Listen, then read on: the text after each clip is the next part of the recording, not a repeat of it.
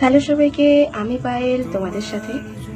এখন তোমাদেরকে দেখাচ্ছি 20শে মে বুধবার সন্ধ্যায় যে দাসপাড়া বারোয়ারির পক্ষ থেকে অন্নকূট উৎসবে ব্যবস্থাপনা করা হয়েছিল তারই কিছু অংশ।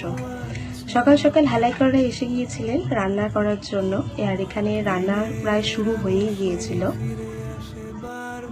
সন্ধ্যায় যে মাকে ভোগ নিবেদন করা হয়, সেই ভোগ নিবেদনের পায়েসটি প্রতি বছর মা করেন এবং এই বছর আমি করছিলাম।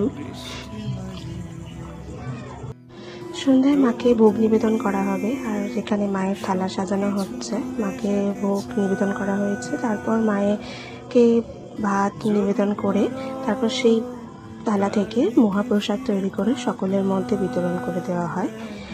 আমি পায়েস দিয়ে দিচ্ছিলাম সবাইকে, আর এখানে এই যে মহাপ্রসাদ দেওয়া হচ্ছিল। চলো এবার তোমাদের দেখিয়ে দিই অন্নকূটে সেদিনকে কি কি খাবারের ব্যবস্থাপনা করা হয়েছিল সকলের জন্য।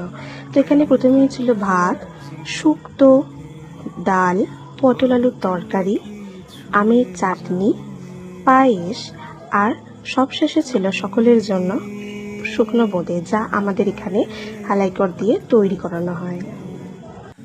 নিয়ম মাফিক প্রতি বছরের মতো এই বছরও মাকে ভোগ নিবেদন করার পর আমাদের অন্নকূট অনুষ্ঠান শুরু হয়ে গিয়েছিল। আর এই বছরও শত শত মানুষ জমায়েত হয়েছিলেন মায়ের অন্নকূট উৎসবে অংশগ্রহণ করার জন্য, মায়ের ভোগ গ্রহণ করার জন্য।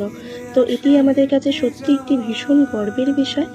এবং চলো আজকের ভিডিওটি এখানেই আমি শেষ করছি। দেখা হচ্ছে তোমাদের সাথে পরের বিসর্জনের একটি ভিডিও নিয়ে খুব তাড়াতাড়ি।